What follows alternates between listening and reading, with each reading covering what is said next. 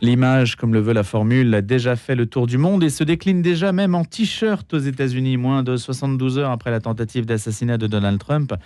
Donc l'image du républicain en rayant sans point levé était déjà immortalisée sur des produits dérivés vendus à la Convention républicaine de Milwaukee, dont nous allons parler, qui représente une étape importante de cette campagne électorale à 4 mois des élections de novembre, avec deux invités qui me font le plaisir d'être avec nous ce matin.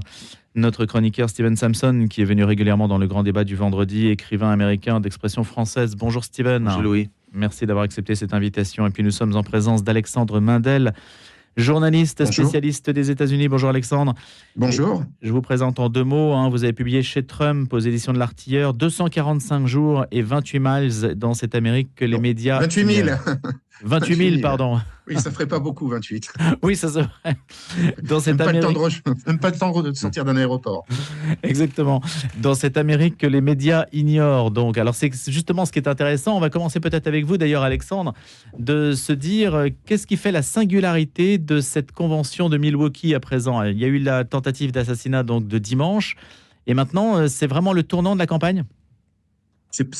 Pour moi, c'est pas un tournant dans la mesure où il était quand même déjà très... Il n'a jamais été aussi haut à ce stade d'une élection. C'est quand même sa 3e campagne présidentielle dans les sondages. Donc, il n'a jamais été assez haut. Donc, pour moi, ce n'est pas vraiment un tournant, cette convention en soi. C'est plutôt qu'elle a été transformée du fait de la tentative d'assassinat sur Trump. Et ce que je note, moi, d'assez nouveau, finalement, c'est cette unité du Parti républicain. Bon, c'est le principe d'une convention qui se passe bien, c'est de montrer à quel point ils sont unis derrière leur candidat. Mais cette nuit, par exemple, ces anciens concurrents DeSantis et plus surprenant peut-être encore Nikki Haley, qui avait fait de l'anti-Trumpisme pendant les primaires, sont allés dire tout le bien qu'ils pensaient du candidat Trump en pleine convention. Donc ça, c'est quelque chose qui va jouer, je pense, vraiment en sa faveur. Montrer que le Parti républicain, surtout par contraste avec le Parti démocrate en ce moment, dont beaucoup de caciques souhaitent lâcher Biden, est divisé. Ce contraste entre un Parti républicain uni derrière Trump, visage de l'héroïsme américain, et de Biden, accusé de sénilité, bas dans les sondages, qui n'a jamais décollé, est très fort, très puissant. Aurait-il eu des concurrents si la tentative d'assassinat n'avait pas eu lieu ? Est-ce qu'il aurait eu... Alors, c'est difficile d'imaginer comment... Moi je pensais, naïvement peut-être, que bon, la convention de Milwaukee allait être sans intérêt particulier. Il n'y avait pas de suspense, il n'y avait pas de débat. Il allait devenir, contrairement à celle qui vient dans un peu plus d'1 mois à Chicago pour les démocrates, il n'y avait pas de débat. Trump allait devenir leur candidat. Moi, j'attends de voir quand même quel effet cet attentat a sur les sondages d'intention de vote. Est-ce qu'on va le voir bondir en flèche ? Et j'aimerais rappeler quand même qu'après chaque convention, que ce soit chez les démocrates ou les républicains, ça a un effet mécanique. C'est-à-dire leur candidat va de toute façon mécaniquement être un peu plus surévalué qu'avant la convention. Donc Trump sera plus haut dans les sondages. Il était quand même à 3-4 points au-dessus de Biden. Il sera peut-être à 5-6. Est-ce que ce sera l'effet de la convention ? Est-ce que ce sera l'effet de la tentative d'assassinat sur Trump ? C'est difficile à évaluer. Moi, je pense qu'il faudra vraiment regarder le cadre de cette élection une fois les deux conventions terminées. Et une fois que Biden, ou pas, aura été désigné comme le candidat sûr et certain du Parti démocrate. Steven Samson. Oui, je suis assez d'accord avec tout ce que dit Alexandre. Pour moi, ce système de convention, c'est en fait un vestige, c'est presque démodé parce que ça remonte à l'époque où les candidats étaient vraiment choisis lors des conventions. Aujourd'hui, ça n'a pas vraiment de sens. C'est plutôt un exercice de relations publiques. Et ça a commencé en 1960 quand il y avait... juste 7 primaires, il y avait juste 7 États qui avaient des primaires et Lyndon Johnson était gagné les gagnants pour le Parti démocrate, mais Kennedy a raflé tous les 7 primaires et du coup, c'était serré la convention, mais Kennedy a remporté et c'est presque la dernière fois il y avait des suspens à une convention. Depuis, tout est réglé d'avance. C'est une formalité. C'est ça, avec chaque élection suivante, il y a de plus en plus de primaires et donc c'est le gagnant des primaires qui est encensé à la convention. Donc ça c'est un élément qui me frappe dans cette histoire. Un deuxième élément, moi je suis né à Milwaukee, j'ai grandi à Milwaukee. Et c'est... Ah, je ne savais pas, Steven, quand je vous ai appelé. Et c'est vraiment historiquement une ville progressiste, ouvrière. Les républicains ont très bien choisi parce que tout le monde en Amérique comprend ce symbolique. C'était la ville de Happy Day, c'était la ville de American Graffiti. Donc il y a cette idée un peu... c'est aussi la ville de Harley Davidson, le fabricant de motos. Donc, il y a cette idée des ouvriers, des familles. C'est une ville des Polonais, des Allemands. Et donc, mais c'est vraiment historiquement une ville démocrate. Le Wisconsin était le siège du Parti progressiste. Il y avait Robert Lafollette, qui était troisième en liste pour les présidentielles en 24, mais c'était la dernière fois à part où il y avait aussi Perrault, mais sinon, la dernière fois où quelqu'un avait une vraie... Ross Perot. Oui, voilà, il y avait un vrai parti politique qui n'était ni démocrate ni républicain, et Wisconsin avait une maire socialiste jusqu'en 1960. Donc, le symbolique de faire la convention républicaine à Milwaukee, c'est très fort, et ça dit beaucoup sur la capacité de Trump d'attirer ces gens-là. Donc, Alexandre parle dans son livre, c'est très intéressant, c'est presque un non-sens pour moi, mais ça marche, et chapeau. Sinon, moi, je trouve que dans l'histoire, les gens, les historiens, les intellos, ils ont tendance à sous-estimer l'importance de l'accidental dans l'histoire. Trump, à 2 centimètres de près, il serait mort, et maintenant, il serait président. C'est l'accident. Je pense que tout n'est pas prédéterminé. Il y a beaucoup du hasard dans la vie, et c'est incroyable. Une question, vous qui êtes écrivain, Steven Sampson, vous pratiquez la fiction. Que serait-il, et je pose la question aussi à Alexandre Mandel, que se serait-il passé aux États-Unis si la balle avait tué Donald Trump? Ah oui, c'est terrible. Oui, je ne sais pas. Il y a encore une petite ironie, c'est qu'il y avait un autre attentat à Milwaukee en 24, c'était Theodore Roosevelt, qui avait été président de 1908. Il aurait pu être réélu en 1908, il était très, très populaire. Il ne voulait pas, il n'avait que 50 ans. Et après, il voulait revenir président plus tard. Et donc, il a essayé à 2-3 reprises, il n'a jamais été élu.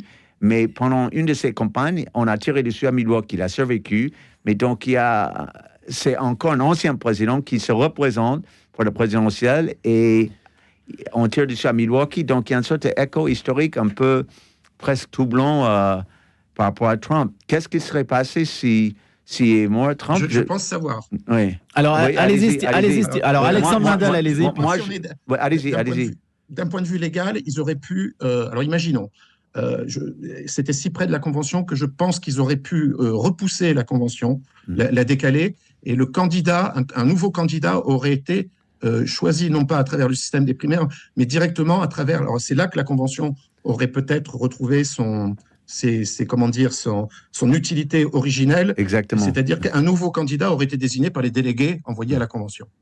Oui, je suis sans d'accord. passer par les primaires. Oui, je suis d'accord. Mais lesquels? Est-ce qu'ils auraient pu trouver quelqu'un de charismatique? Parce que c'est ça le truc aujourd'hui. C'est pas une question d'idée, c'est une question de charisme. Même Biden, pour tout ce qu'il est fade, il l'a pas toujours été d'ailleurs. Oui, exactement. Moi, je l'ai vu à un discours en 84 et après, je me suis approché de lui, j'ai dit, et j'étais sincère, je lui ai dit, c'est le meilleur discours dans la politique que j'ai jamais entendu. Il était un discours de Biden. Oui, c'était il y a 40 ans. Oui, exactement. Mais on a peine à le croire maintenant. Exactement. Mais quand même, il avait été vice-président pendant 8 ans et maintenant président depuis 4 ans. Et ça donne une certaine prestige. Je pense qu'au fond, si tu n'as pas cette charisme, il faut être une star presque.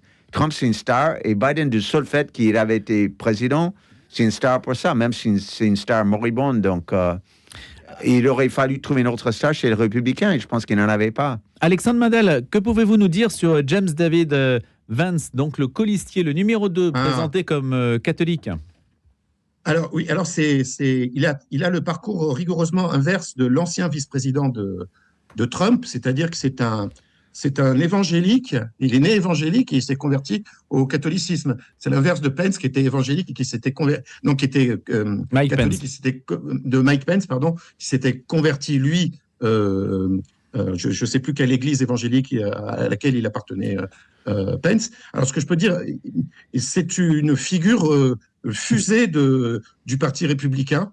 Et en plus, c'est quelqu'un qui est littéralement né politiquement sous le Trumpisme, finalement. C'est pas du tout quelqu'un qui a connu le Parti républicain à l'ancienne de Ronald Reagan. Il est d'ailleurs né en 84 sous Ronald Reagan, ou de George Bush père et ensuite George W. Bush. Donc, c'est un produit du Trumpisme et il a tiré une très grande notoriété avec son livre que moi je trouve magnifique, mais que toute la critique, y compris de gauche aux États-Unis, trouvait magnifique, Hillbilly Elegy, sur son enfance dans ce coin de l'Ohio industriel, déclassé, où les Blancs se sentent abandonnés, et où il raconte son enfance, en fait, dans cette petite ville. C'est aussi Vance, un peu la success story américaine, parce qu'il vient d'un milieu très modeste. Il a fait Yale. C'est quelqu'un qui a rejoint comme soldat le corps des Marines pour partir en Irak. C'est quelqu'un qui s'est extrait de sa condition sociale. Après, ce qui est intéressant, et tout le monde le souligne, c'est que Vance, en tout cas en 2016, n'était pas un chaud partisan de Donald Trump. Il faisait des comparaisons entre le Trumpisme et la montée d'Hitler, par exemple, en Allemagne, où il disait que jamais il voterait pour Trump parce qu'il était trop raciste. Or, maintenant, Vance, et ça c'est ce que je note, a un discours beaucoup plus droitier que Trump. Trump s'est recentré, et finalement, dans le ticket, c'est ça que moi je note, la personnalité, disons, un peu plus centre-droit est devenue Trump, et c'est son colistier qui est le plus droitier sur les questions de société, comme par exemple l'avortement. Steven Samson, vous souscrivez à cette analyse d'Alexandre Mandel? Oui, mais moi, avec une petite nuance, moi, j'avais jamais vraiment compris le positionnement droitier de Trump. C'est un peu comme Reagan, qui est parti comme démocrate. Il était même en 60, il était le leader du mouvement démocrate pour Nixon. Trump, du fait qu'il était new-yorkais, il a donné beaucoup d'argent aux candidats démocrates pendant des années. Il était un peu apolitique. Et tout d'un coup, et puis il devient républicain, mais il était libéral sur les questions sociétales. Et puis après, on a décidé que c'était quelqu'un de très à droite. J'ai toujours pensé que c'était un peu par opportunisme qu'il s'est positionné autant à droite. Les républicains de New York étaient toujours assez honorés dans leur tradition de John Lindsay, par exemple, qui était maire républicain de New York dans les années 60, 70. Donc, oui, c'est bizarre, c'est paradoxal. Donc, la trajectoire, en fait, de Donald Trump, ce que vous nous dites, Steven Samson, c'est qu'il est classé ici très à droite, hein, et aux États-Unis apparemment aussi, quand même. Oui, bien sûr. Alors qu'en réalité, ce positionnement est plus flou qu'il n'y paraît. Et aujourd'hui, Alexandre Mandel nous dit qu'il est plutôt centriste et son collectif. Il n'est pas centriste, mais il s'est recentré par rapport à ce que oui, il s'est recentré, mais c'est parce qu'il a changé aussi d'équipe de campagne. Ça, on devrait le souligner. Il s'est enfin débarrassé pardon de parler comme ça, mais en plus. Il est peut-être opportuniste, mais enfin, il est aussi quand même maintenant devenu un politique professionnel. Et il a bien vu que l'équipe de campagne de 2020 qu'il accompagnait était particulièrement mauvaise. Et il s'est vraiment entouré de professionnels de la carte électorale américaine, qui est particulièrement compliquée. Des gens qui... Pourquoi était-elle mauvaise, Alexandre Mandel? Pourquoi était-elle mauvaise, la précédente équipe? La précédente équipe lui avait fait rater, si vous voulez, cette... occasion d'être un peu ce qu'il est en ce moment, c'est-à-dire de se poser en rassembleur, c'est pas comme ça qu'on imaginait Trump il y a 4 ans, spécialement avec la pandémie du Covid-19. Elle était mauvaise parce qu'elle privilégiait aussi beaucoup les réseaux sociaux, au détriment finalement de faire quelques concessions à certains segments de l'électorat qui ne voulaient pas de Trump. Je pense notamment à ce segment très important de l'électorat américain, les suburban women, les femmes de banlieue, de ces grandes banlieues américaines, etc., qui sont à la lisière entre les agglomérations et les campagnes, diplômés qui voyaient en Trump un macho, anti-femme, pornocrate, etc., et surtout très anti-avortement. Sur la question de l'avortement, Trump, pour moi, c'est une question essentielle pour avoir cet électorat. Il avait notamment perdu la Géorgie à cause de ça, à cause des grandes banlieues à Atlanta, il s'est repositionné notamment sur l'avortement, ce qui n'est pas du tout le cas de Vance. Hein. Parce que, par exemple, Vance est pour une limitation fédérale du délai légal de l'IVG, ce qui n'est pas du tout ce qui n'est plus le cas de Trump. Il y a une sorte de partage des rôles en fait entre Trump qui prend toujours sur un ticket présidentiel. C'est ça, il prend un positionnement plutôt centriste, y compris donc sur l'avortement, qui est un sujet clivant, et là il est plutôt recto-tono, alors que Vance incarne l'aile droite. Bon flic, mauvais flic. Il est encore plus à droite. Vance est encore plus à droite. Steven Sampson. Oui. En fait, Trump, pour moi, il retournait à ses origines. Il n'est pas à la lisière entre les démocrates et les républicains, mais il retournait à ses origines de républicains plutôt modérés. Mais c'est aussi frappant dans cette convention l'unité du Parti républicain derrière lui. Si on pense à Cleveland, il y a 8 ans, la première convention républicaine où il a été investi, et en fait, la quasi-majorité des pontes du Parti républicain ont boycotté la convention. Ils ne sont même pas venus. Il était très isolé. On n'aurait jamais pensé qu'il allait gagner. Et Cleveland aussi, c'est une ville ouvrière du Midwest comme Milwaukee. Et cette fois, on ne peut pas être frappé par la différence entre il y a 8 ans et aujourd'hui. Oui, ça n'a plus rien à voir. Trump était seul il y a 8 ans et il a emporté le parti. Et puis là, maintenant, c'est une sorte de boulevard qui s'est ouvert devant lui avec un alignement total de la structure en fait sur sa propre personne. Il tient le parti en plus, hein, Trump maintenant. Oui. Il y a 8 ans, le Parti républicain, ce n'était pas le parti de Trump. Oui. Maintenant, c'est le parti de Trump.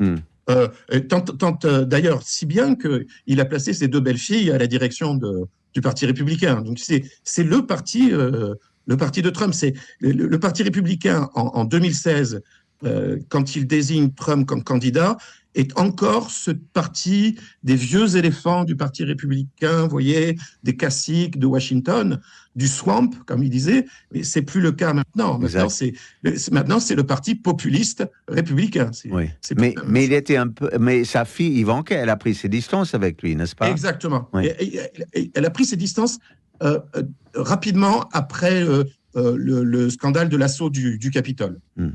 Que peut-on dire, Alexandre Mandel et Steven Sampson, sur la cartographie religieuse américaine par rapport à ce vote? Est-ce que Donald Trump vise telle ou telle sociologie, correspond à telle ou telle sociologie? On sait que la première fois, il y avait des chiffres des statistiques tout à fait éloquentes sur la sociologie évangélique qui le soutenait, en particulier dans le combat sur la question de l'avortement. Qu'en est-il aujourd'hui? Est-ce que les religions ou les confessions se positionnent de manière différente ou identique?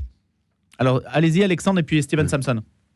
Oui, alors bon, sur les évangéliques, je ne vois pas, si vous voulez, disons, les églises évangéliques les plus conservatrices, je n'imagine pas une seule seconde qu'elles puissent être tentées par le vote Biden.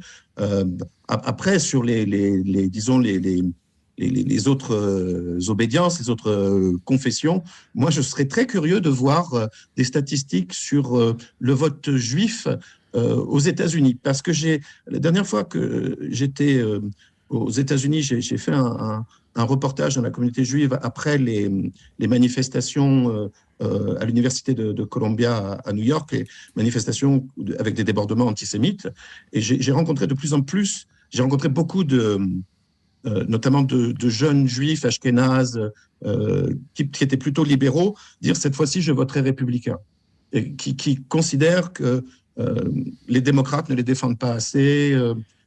Ça, c'est une question qui devra être observée. Qui devrait être observée parce que ça a longtemps été, un électorat acquis aux démocrates. J'aimerais savoir si cet électorat-là, au vu des débordements, et notamment de l'aile gauche du Parti démocrate, ne va pas finalement basculer en faveur de Trump. Oui, sur ce point, Steven Sampson. C'est une question très intéressante. En même temps, sur le plan statistique, les Juifs sont très peu nombreux. Bien sûr. En même temps, ça peut compter dans certains États. Mais par exemple, l'État de New York est déjà donné aux démocrates. Oui. Peut-être la Californie, mais globalement. La Floride. Oui, ça c'est vrai. Sinon, le vote catholique est très intéressant. Moi, je n'avais pas beaucoup réfléchi sur les questions religieuses, plutôt sur le plan sociologique. Je pense que c'est les pauvres blancs qui visent. Vraiment. Maintenant, Alexandre, c'est mieux que moi, mais les pauvres blancs, comme on dit, est-ce qu'ils sont plutôt catholiques ou plutôt évangéliques? J'ignore moi-même. Vous avez un avis? Vous avez raison. C'était une excellente question. Moi, je dirais plutôt que... Alors, moi, c'est... Pardon peut-être du cliché, mais aux États-Unis, ce qui me frappe, moi, c'est de voir les catégories les plus modestes être finalement les plus croyantes, les plus pratiquantes et aller à l'église. C'est un peu l'inverse de la France. Hein. J'ai l'impression que en France, c'est plutôt les catégories sociales les plus élevées, les plus éduquées qui vont à l'église le dimanche, etc. J'ai l'impression que plus vous êtes, j'aime pas trop l'expression, mais pauvre blanc de la Middle America, plus vous aurez tendance finalement à aller le dimanche au temple. Merci. Merci beaucoup. On va terminer sur ces réflexions et cet élément de comparaison qui est intéressant, qu'on aura l'occasion de croiser. Je remercie donc Alexandre Mindel, qui est l'auteur de Chez Trump et qui donc connaît bien les États-Unis. Chez Trump, c'est publié aux éditions de l'Artilleur. Et puis Steven Samson, écrivain franco-américain de langue française. Merci Steven Samson et merci Alexandre Mindel.